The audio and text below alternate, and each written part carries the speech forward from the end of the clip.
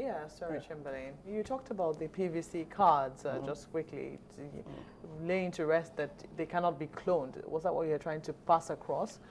Because I think a lot of people also like to know how many people, eligible voters have been able to collect copies of their PVC cards, their permanent voters cards.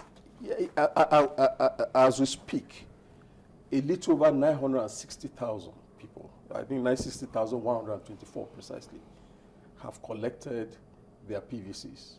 That is out of 1,410,684. That's about 70%. By any stretch of imagination, is a good showing.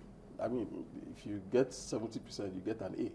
It's a good showing. You never really, it will be good if 100% collects, but really it's a taller than. Now, so 70% have collected, and we believe that, I mean, these are eligible to come to the polling unit to vote. Now, the issue of cards being cloned, again, like I said, you see, is neither here nor there. I can't say whether it is true some people are trying to attempt it or not, because I don't really know what is going on there. But what I can tell you is this. INEC's procedures and INEC's processes are such that if anybody closes a card, it is useless, it is futile. That's the thing, and that's the best you can guarantee. Because we printed the card based on an optimized register, a register that does not have duplicates, where the biometric data is complete for the, at least sufficient for the person that owns the card. We issued the card personally. We refused proxy distribution. That could account for some of the cards that were not collected. We refused proxy distribution. You have to come personally to collect your card. Now, you who collected the card is expected to personally bring the card to the polling unit on election day. We also did something. When the cards were being distributed, even though there was the register of voters, which is the legal register of voters, we did what we call the distribution register, such that when you are confirmed to be in the register of voters and you have your card, you are given your card, you sign that you have collected in the distribution register. And on the day of election, we did it in Ekiti. On the day of election, even though your name is on the voter of register, we will still check in the distribution of register to confirm that you came to collect your card. That's interesting.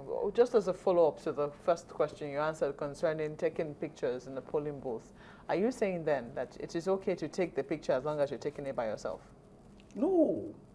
It is illegal to, because it's your secret. If you are taking pictures, you are violating the secrecy of the.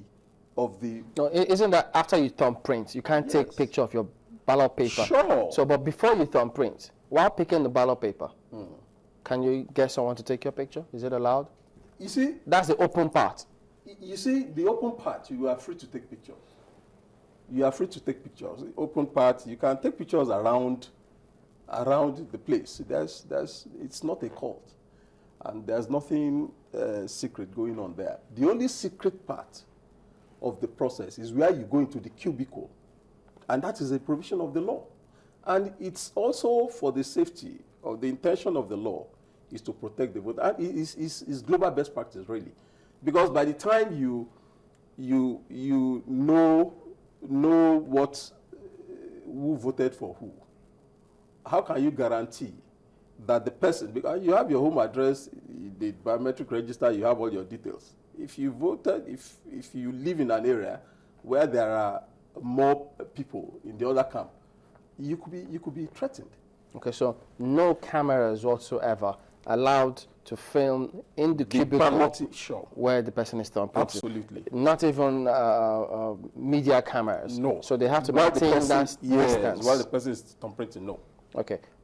If you check the distribution register and it shows that the person did not come to collect his PVC, but he has it, and his name is on the voter list, and he wants to vote, what will happen?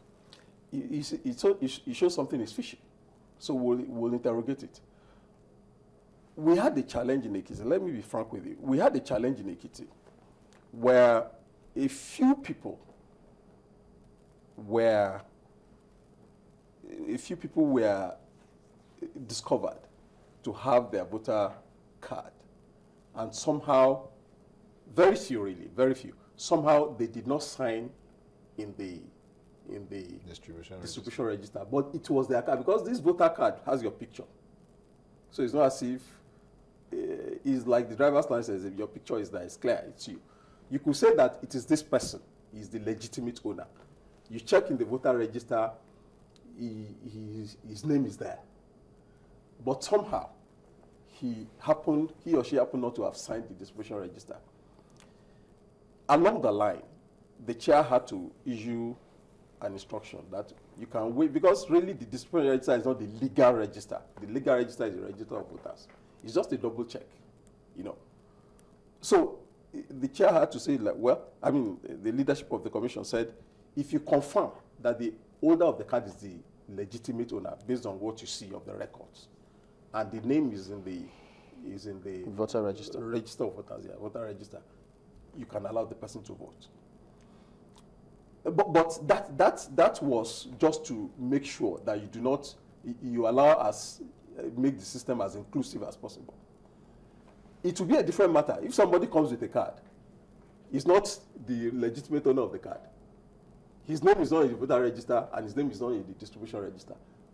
You invite the police to arrest him or her. Is